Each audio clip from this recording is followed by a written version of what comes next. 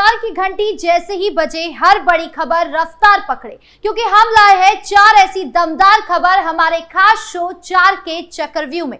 नमस्कार, capital TV Uttar Pradesh देख रहे हैं आप। मैं हूं आपके साथ राधिका राज। आज चार के चक्रव्यूह में सबसे पहले बात होगी बृजभूषण शरण सिंह के बेटे की, जिन्होंने भारत पाकिस्तान के बीच चल रहे तनाव के बीच बड़ा फैसला लिया है। जानेंगे क्या फैसला लिया है बृजभूषण शरण सिंह के बेटे ने, जिसने पूरी यूपी से लेकर पाकिस्तान तक तहलका मचा दिया है। फिर बात होगी सीएम योगी की, जिन्होंने पाकिस्तानी आतंकियों के जनाजे को लेकर टिप्पणी की है। तो क्या बोले सीएम योगी, बताएंगे आपको। साथ ही बात होगी सपा प्रमुख अखिलेश यादव की, जिन्होंने आतंकवाद को लेकर बड़ा बयान दिया है। और आखिर में बात होगी संभल की, जहां संभल हिंसा के 3 आरोपियों को इलाहाबाद हाई कोर्ट से जमानत मिली है। जानेंगे पूरा मामला। तो चलिए शुरू करते हैं चार का चक्रव्यूह।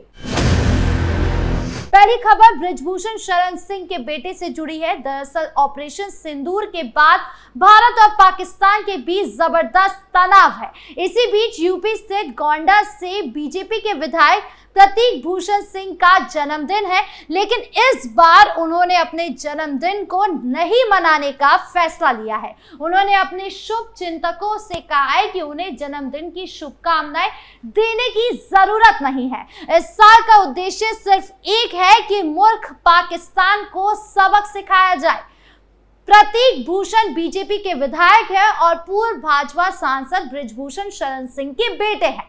पाकिस्तान से तनाव के चलते इस बार उन्होंने अपना जन्मदिन नहीं मनाने का फैसला लिया है। उन्होंने अपने सोशल मीडिया अकाउंट एक्स पर इसकी जानकारी देते हुए पोस्ट लिखा है और कहा है कि 9 मई जन्मदिन दर्ज हुआ है। कोई जश्न नहीं, कोई बधाई देने की जरूरत नहीं है। इस साल का उद्देश्य है अपने मुल्क पड़ोसी को सामरिक सबक सिखाना। उस पर इतना तीखा प्रहार किया जाएगा कि इतिहास में दर्ज होगा और उसकी आने वाली पीढ़ियां भी उसे याद रखेगी। भाजपा सांसद के जन्मदिन पर अपनी विश जाहिर करते हुए कहा, आज मैं महाराणा प्रताप के साथ अपनी इच्छा को जोड़ता हूं, किसी महिमा के लिए नहीं, ना ही तालियां के लिए, बल्कि सम्मान और कर्तव्य के लिए। इस बार मैं जन्मदिन पर केक नहीं काटूंगा और अपने संकल्प को और शार्प करूंगा।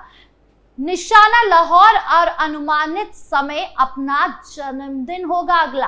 प्रतीक भूषण ने भारत पाकिस्तान के बीच चल रहे तनाव के कारण जन्मदिन नहीं मनाया और न केवल नेता बल्कि आम स्तर पर भी जनता भूखे रहकर या पूजा करके भारत का मनोबल बढ़ाने की कोशिश कर रही है।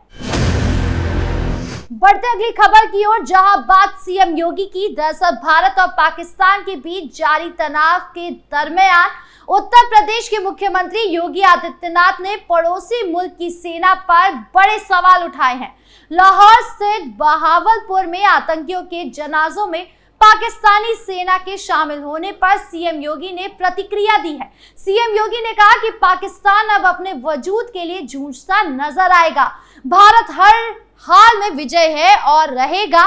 सीएम योगी ने कहा कि 22 अप्रैल को पाकिस्तानी आतंकियों ने शरारत की, जिसका पीएम मोदी के संकल्प और जवानों की बहादुरी के कारण करारा जवाब दिया गया। सीएम योगी ने कहा, पाकिस्तान को एक बेशरम देश है जहां आतंकी गतिविधियों में उसकी सीधी भागीदारी है। पाकिस्तान दुनिया के सामने करा रहा है। आतंकवादियों के जनाजे में पाक सेना के शीर्ष अधिकारी जाते हैं। मुख्यमंत्री ने कहा कि हर भारतवासी का दायित्व बनता है कि हम सेना के साथ खड़े हों।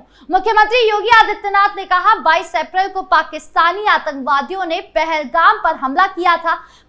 प्रधानमंत्री नरेंद्र मोदी का संकल्प था और हमारे सशस्त्र बलों ने पाकिस्तान को मुंहतोड़ जवाब दिया।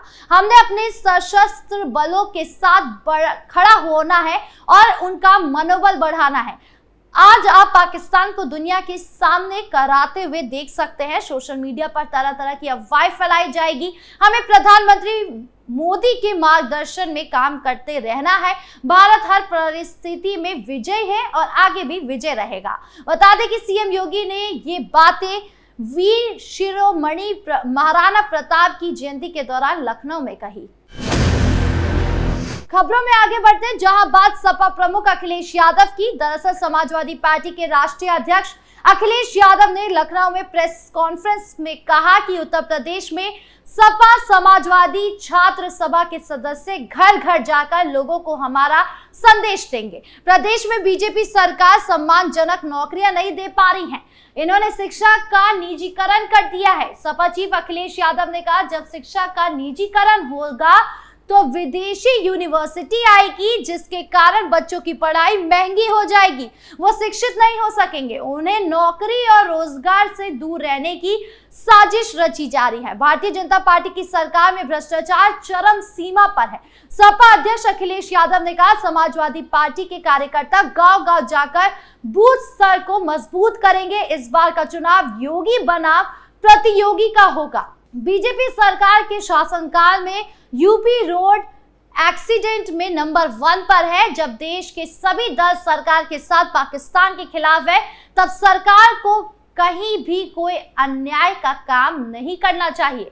सीएम योगी के मदरसों पर चल रहे बुलडोजर एक्शन पर अखिलेश यादव ने कहा कि जब देश के सभी दल सरकार के साथ पाकिस्तान के खिलाफ है, तब सरकार को कहीं भी कोई अन्याय का काम नहीं करना चाहिए। सपा चीफ अखिलेश यादव ने यह भी कहा कि मुख्यमंत्री आवास का भी नक्शा नहीं पास है। तो वहीं अखिलेश यादव ने प्रदेश में सरकारी अस्पताल की व्यवस्था पर सवाल उठाते हुए कहा कि प्रदेश में ऐसे भी अस्पताल हैं जहां पूरी दवाइयां भी मरीजों को नहीं मिल रही है। लोग दवाइयों के लिए लंबी लंबी लाइनें लगा रहे हैं। अस्पतालों का बेहद बुरा हाल है। ऐसी खबर एक जगह से नहीं बल्कि प्रदेश भर से आ रही है। अस्पतालों का इंफ्रास्ट्रक्चर बेहद खराब है। अखिलेश यादव ने आतंकवाद को लेकर प्रेस वार्ता में कहा, आतंकवाद और पाकिस्तान से निपटने के लिए समाजवादी पार्टी का समर्थन केंद्र सरकार के साथ है।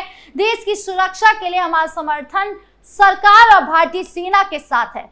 सर्वदलीय बैठक में सरकार ने सभी राजनीतिक दलों को बुलाकर उनसे राष्ट्र सुरक्षा को लेकर राय मांगी है। ये बेहद अहम है। अखिलेश यादव ने इन सब बयान के बीच जो गौर करने वाली बात है कि नेता बोलते तो बहुत कुछ है, लेकिन जब साबित करने की बात आती है तो मुंह छुपाए भाग जाते हैं। इस पूरे प्रेस वार्ता से ऐसा लग रहा है कि अखिलेश यादव भारत से कितने बड़े हमदर्द बने बैठे हैं, लेकिन जब यही बात साबित करने सर्वदलीय बैठक में जाना था तो वो नहीं गए। इससे पता चलता है कि अखिलेश यादव भारत के कितने बड़े हितैषी हैं। खैर, अब ये देखना दिलचस्प होगा कि अखिलेश यादव के बयान पर सरकार क्या कुछ पलटवार करती है।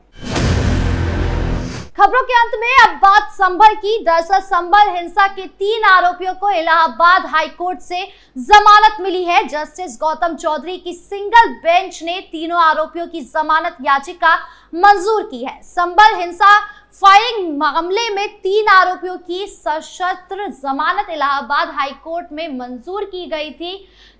24 नवंबर 2024 को संभल शाही जामा मस्जिद के सर्वे के दौरान हिंसा हुई थी। मंदिर मस्जिद विवाद में सर्वे टीम और पुलिस पर पथराव करने, लोक संपत्ति को नुकसान पहुंचाने के आरोपियों की जमानत हाई कोर्ट ने मंजूर की। संभल हिंसा मामले ने आरोपी शान आलम, मोहम्मद रेहान और फैजान को इलाहाबाद हाई कोर्ट से जमानत मिली है। तीनों आरोपियों को एक एक मुकदमे में जमानत मिली है। संभल हिंसा के बाद संभल कोतवाली और थाना नखासा पुलिस ने 3 महिलाओं सहित कुल 83 अभियुक्तों को गिरफ्तार कर जेल भेजा था। इलाहाबाद हाई कोर्ट ने जिन तीनों आरोपियों की जमानत मंजूर की है वो मुरादाबाद जेल में ही बंद है। जिला अदालत में जमानत खारिज होने के बाद तीनों आरोपियों ने इलाहाबाद हाई कोर्ट में जमानत अर्जी दाखिल की थी। बता दें कि 19 नवंबर 2024 को हिंदू पक्ष की ओर से सिविल जज सीनियर डिवीजन चंदौसी कोर्ट में दावा किया गया था कि संभल की शाही जामा मस्जिद ही श्री हरिहर मंदिर है। फिर 19 नवंबर 2024 की शाम को मस्जिद को पहला चरण का सर्वे हुआ था और दूसरे चरण का सर्वे 24 नवंबर 2024 को हुआ था। दूसरे चरण के सर्वे के दौरान 24 नवंबर 2024 को मस्जिद में चल रहे सर्वे के दौरान हजारों की संख्या में इकट्ठा भीड़ ने पुलिस पर पथराव और फायरिंग कर दी।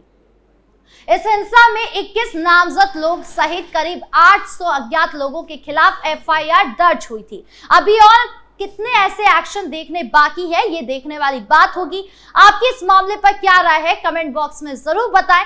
चार के चक्रव्यूह में आज खबरों का सिलसिला यही खत्म करते हैं। वीडियो अच्छी लगी हो तो लाइक शेयर करें, चैनल को सब्सक्राइब करना ना भूलें और देश की तमाम बड़ी खबरों से जुड़े रहने के लिए देखिए कैपिटल टीवी उत्तर प्रदेश। नमस्कार।